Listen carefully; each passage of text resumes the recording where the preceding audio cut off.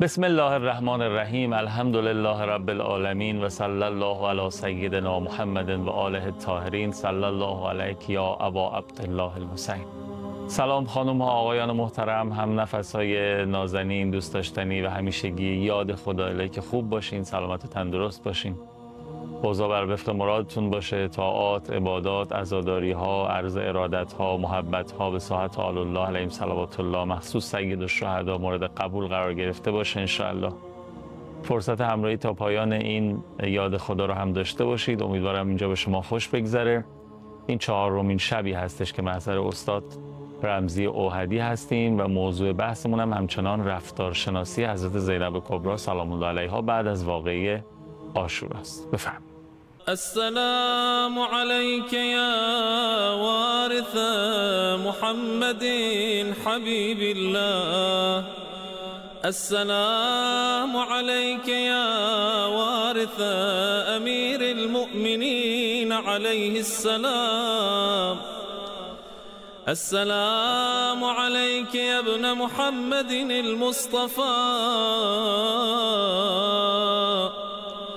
السلام عليك يا ابن علي المرتضى. السلام عليك يا ابن فاطمة الزهراء.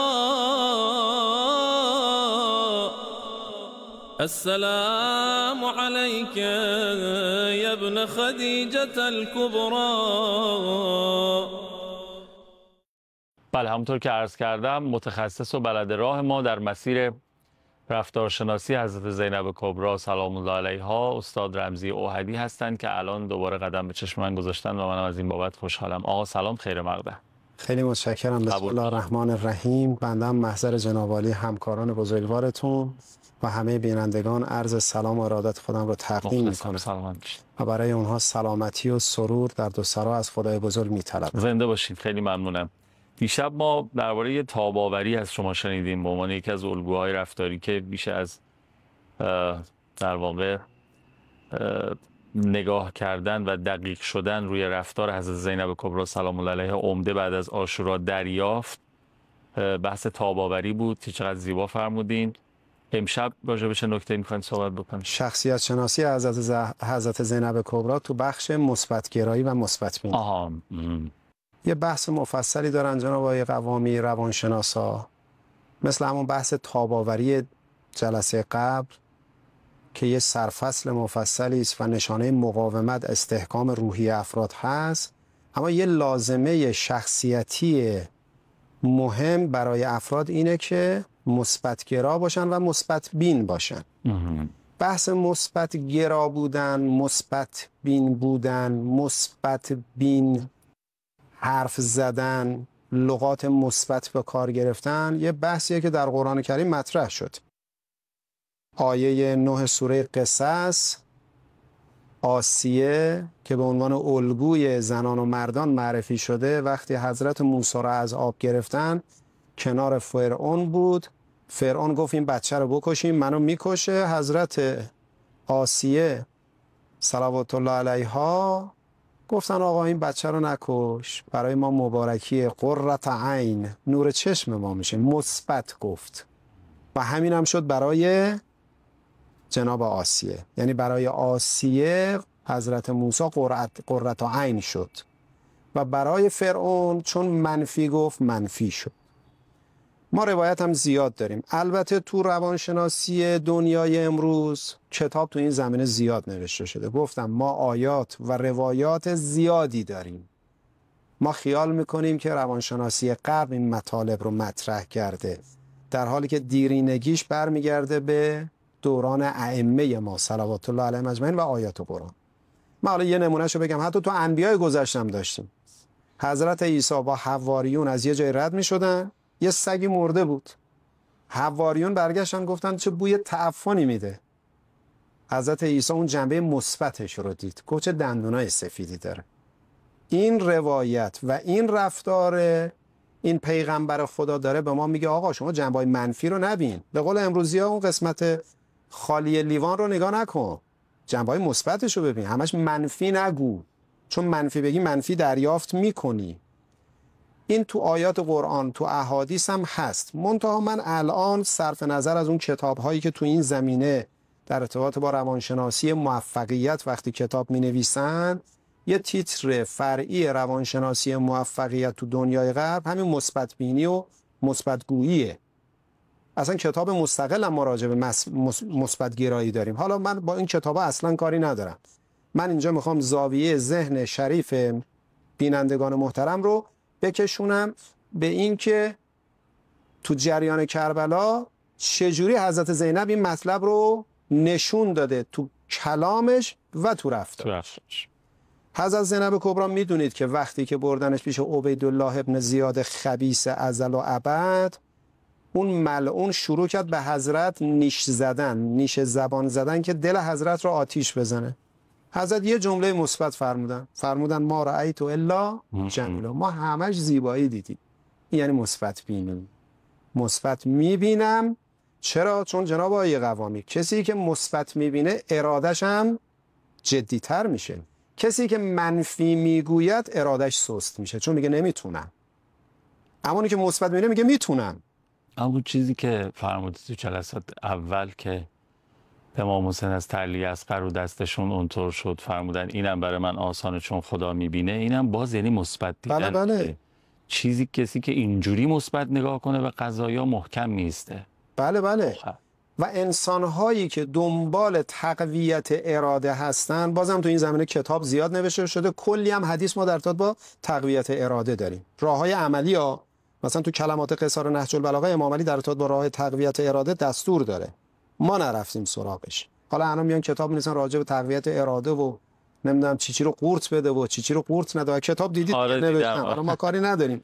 ولی میخوام بگم آنچه ما خود داشتیم ز بیگانه تمنا کردیم. من مخالف علم نیستم، اما آخه بعضی اوقات ما خودمون یه چیزی داریم، ما الکی داریم دنبال یه چیز دیگه شلوغش میکنیم و میریم. بحث اینه که مثبت بینی و مثبت گرایی تو جریان کربلا، ما تو رفتار حضرت زینب کبرا میبینیم در مقابل عبیدالله ابن زیاد میگه نه، من هر چی دیدم زیبا دیدم. کسی که مثبت داره میبینه به خدا خوشبینه، به خدا بدبین نیست. کسی که مثبت میبینه به خدا اعتماد داره. کسی که به خدا اعتماد داره بگید حمایت خدا رو در برای خودش میاره. این که حضرت زینب کبرا مثبت میبینه یعنی اراده افراد با مثبت بینی تقویت میشه، روحیه مقاومتشون بیشتر میشه، تاب آوریشون بیشتر میشه، استحکام روحیشون بیشتر میشه، چون داره مثبت میبینه. نمیگه من نمیتونم، من چقدر بدبختم، هرچی نمیم خار سنگ برای پای لنگ. از این ضرب المثلایی که ما تو گفتارهای روزانمون داریم و اثرات اینا رو نمیدونیم چه درون ریزی داریم میکنیم نسبت به خودمون و به بچه‌مون. داریم القا میکنیم ناتوانی و ضعیف بودن و حقیر بودن رو. حالا بماند بعضیا توهین میکنن، تحقیر میکنن، اون یه بحث دیگه است. ولی بالاخره اینکه انسان همه چی رو مثبت ببینه. آقا آثار مثبت بینی چیه؟ این دریچه رو که حضرت زینب کبرا داره به ذهن من و شما باز میکنه. چرا این خانم داره این جمله بندی رو به کار میبره؟ چون میدونه به چه هدفی باید برسه و اون هدف براش روشنه و مقدس. برای همین داره تلاش هم میکنه براش. و به عبیدالله هم داره میگه که ببین خیال نکنی من شکست خوردم، خیالم نکن من ذلیل شدم، من سفت وایسادم. لذا بحث مثبت بینی به انسان توان مضاعف میده. یعنی یه دوستی شما داشته باشی بگه که نمیتونی، شما همینجوری. لذا این داستان در مثنوی جلال الدین رومیه. میگه چند تا دانش آموز تو مکتب تصمیم گرفتن اون روز کلاس رو تعطیل کنن. نقشه کشیدن که نفر اول، دوم و سوم چه کلماتی نسبت به استاد به کار بگیرن که کلاس تعطیل کنن. منفی گرایی رو شروع کردن، منفی گفتن رو شروع کردن. نفر اول رفت به استاد گفت استاد صبحتون بخیر، شما چرا رنگتون پریده؟ استاد تو خودش فرو ریخت. یه ذره کلاس گذاشت. نفر دوم طبق نقشه قبلی گفت استاد ببخشید شما کسالتی دارید؟ استاد دوباره یه ذره. نفر سوم نه. استاد گفت امروز کلاس تعطیل، حالم خوب نیست. اینا حالا جناب جلال الدین رومی شعرش کرده، ولی ببینید القا و تلقین اثر داره. مثبت اندیشی، مثبت دیدن اثر داره. جناب آقای قوامی، ما بچه به دنیا میاد تلقین میکنیم به گوشش اذان و اقامه رو، تو قبرم که میتو میگذاریم تلقین میکنیم. پس تلقین اثر داره، هم تو تولد هم تو دفن. تلقین یه چیزیه که تو اسلام مکرر تو بند اعمال عبادی ما تو جاهای مختلف تکرار شده. بعد حضرت زینب کبری میگه ما رأیت الا جمیلا، منم زیبا دیدم. تو کافری، تو ناامیدی، تو حقیری، تو ضعیفی. ما بر اساس آیات قرآن که قرآن میفرماد انبیاء الهی قوی امین هستن، ما قوی هستیم. آدم قوی مثبت میبینه، اصلا مثبت میبینه خودش قوی میشه. یه ذره توضیح میدین؟ شاید برای عده‌ای سوال باشه واقعا. مگه چیش زیبا میتونه باشه بابا؟ این همه سر بریدن، این همه با شمشیر و نیزه و زدن تو چشم و صورت و حلق و بچه شیرخواره و طفل 3 ساله اونجوری شد و اینا که زشته، کار زشتی کردن. اینا زشته. مگه زشتی ها رو هم نباید دید؟ این درسته که آدم همه چی رو با هم بعد بگه آقا من زیبایی دیدم؟ قطعا درسته ها. میخوام شما تبیین کنید برای عده‌ای که این چالش، این سوال، این ابهام هست جا بیفته قضیه که منظور بر چیه؟ شما خیلی ممنون از این دقت نظرتون. بله سلام. ما یه مثال میزنم با 2 نمونه و مصداق. بچه‌ای که کلاس اول ابتدایی است شما بایستی با زور و تهدید و قربون صدقه و جایزه و تنبیه و تهدید و بی‌محلی بداری درس بخون، چون نمیدونه درس خوندن چه برکاتی داره. اما یه کسی که داره تو مقطع دکترا درس میخونه، ببین بیخوابی داره میکشه، سختی داره میکشه، اما برایش زیباست چون میدونه به کجا میخواد برسه. ولی اون بچه‌ای که داره درس میکنه نمیدونه به کجا میخواد برسه. زینب کبری میدونه به کجاها داره میرسه. زینب کبری میدونه میلیون ها نفر انسان دیگه وقتی میگن سر نماز الله اکبر مدیون این خانومن، چون ثمره کارو میدونه براش گواراست. شما چون میدونید دکترا رو بگیرید چه برکاتی برای شما داره از نظر مادی و معنوی و شخصیت سیاسی و اجتماعی شما و یه سری امتیازها رو به شما میدن. شما میتونید کاندید بشی مثلا برای یک شورای شهری چون مدرکت بالاه.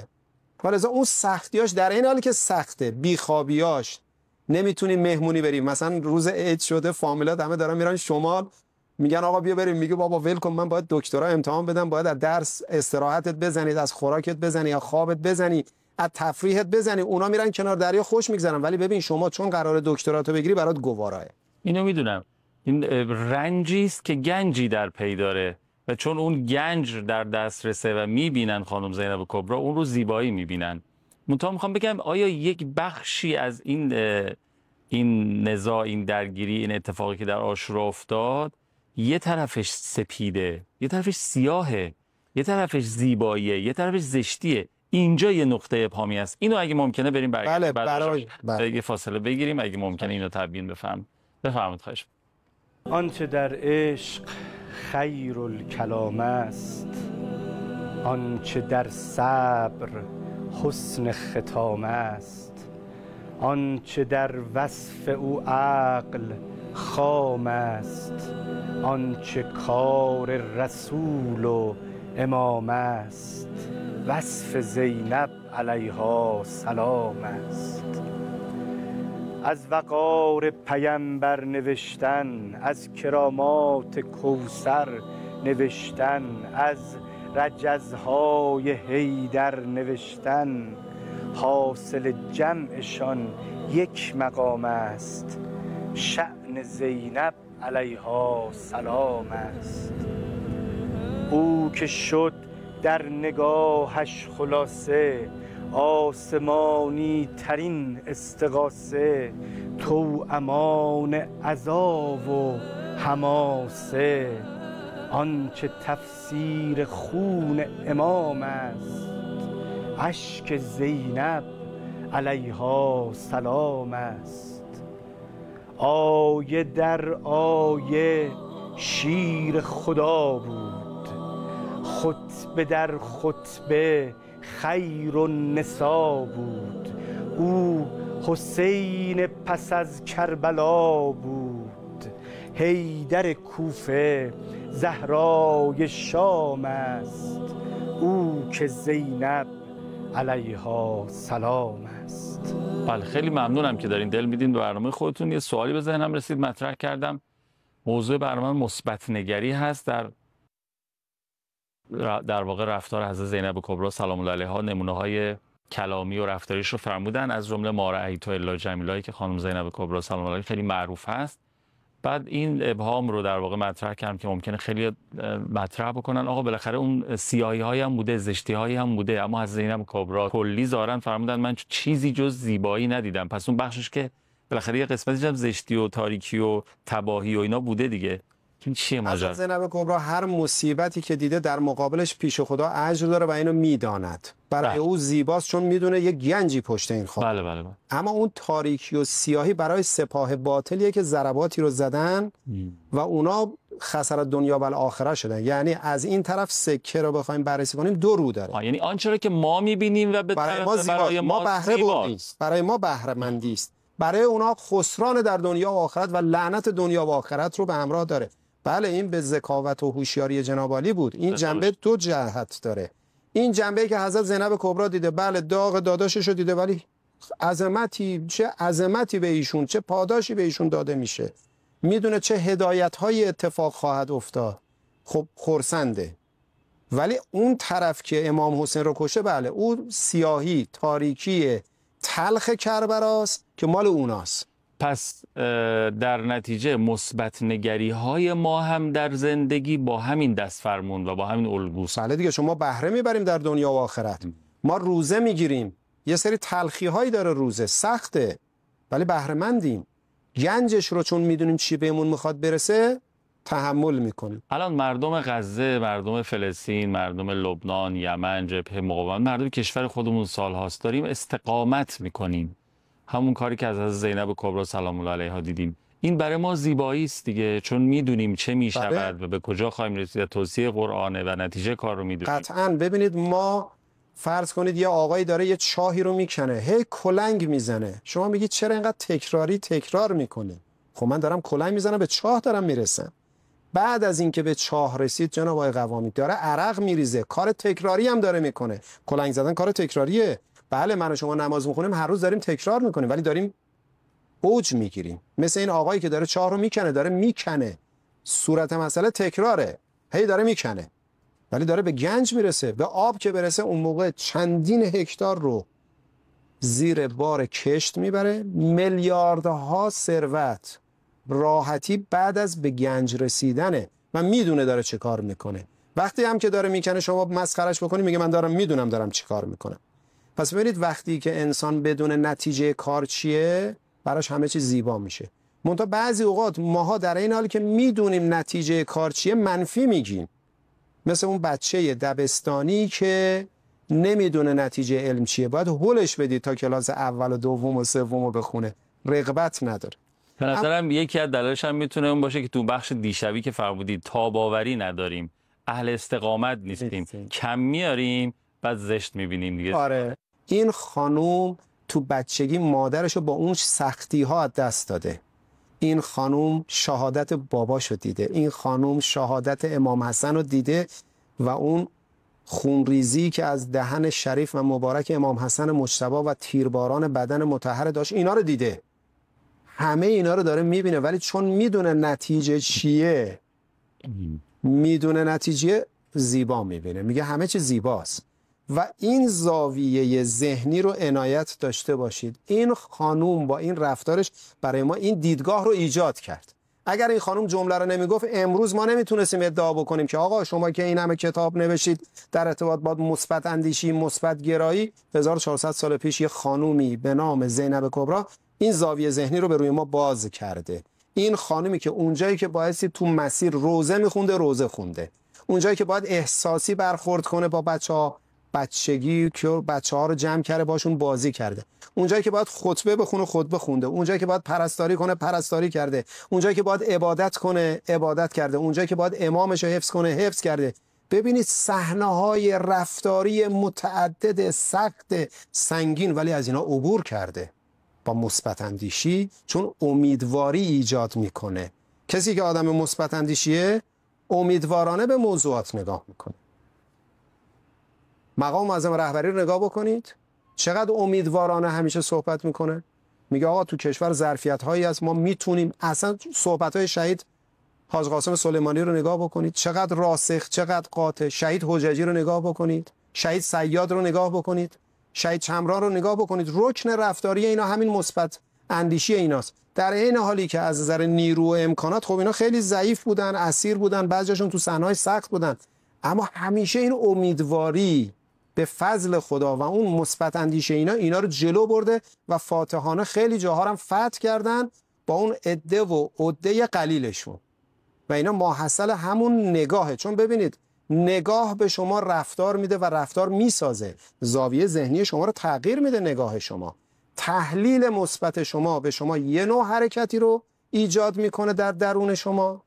تحلیل مثبت شما هم، پس آدمی که مثبت اندیشه به یه هدفی معتقده، بگید سفت میسته، امیدواره، محکمه و راسخ. خب معلومه وقتی پدر خونه یه آدم قوی باشه بچه‌ش هم قوی میشه. معلومه یه پدری متدین باشه همون قواعد دینی رو رعایت بکنه بچه‌هاش هم به سمت او میان. معلومه یه پدری رفتارش غلط باشه بچه هم رفتار غلط رو یاد میگیره. لذا ما تو بخش تربیت دیداری که تو جلسه اول همین مباحث گفتیم یه چیزایی رو دیداری دریافت میکنیم. این بچه‌ها تو کاروان دیدن عمشون چجوری استقامت به خرج داده. خیلی ممنونم، خیلی حظ بردیم. سیر نمیشیم از کرامات خانم زینب کبرا، میشنویم از شما، ولی وقت برنامه تمام شد. اجرتون به حضرت زینب عوامری ندارین؟ سلامتی وجوده. مخلصیم، زنده باشید. همچنین اون لحظات آخر وقت وداع امام حسین از خواهرشون میگن که امام حسین به حضرت زینب فرمودن تو نماز شبات یادت نره برای من دعا کنی. وقتی این همه ویژگی ها و مختصات وجودی حضرت زینب کبرا، عالمه غیر معلمه، فهیمه غیر مفهمه، عقیله بنی هاشم که ما میشنویم از استاد و دیگران، به این نتیجه میرسیم نه تعارف نبوده، فقط عواطف و احساسات نبوده. حضرت امام حسین از هر کسی بهتر خواهرشون رو میشناختن و به خاطر و به اتکای اون شناخته فرمودن که برای من دعا کن. ایشان وقتی به حضرت زینب فرمودن برای من دعا کن، من شما چی باید بگید؟ انشالله در خونه از زینب هممون حاجت روا بشین. مرا سرمست زینب آفریدن، مرا پابست زینب آفریدن، بدان جان و دل شیداییم را گدای دست زینب آفریدن. الحمدلله.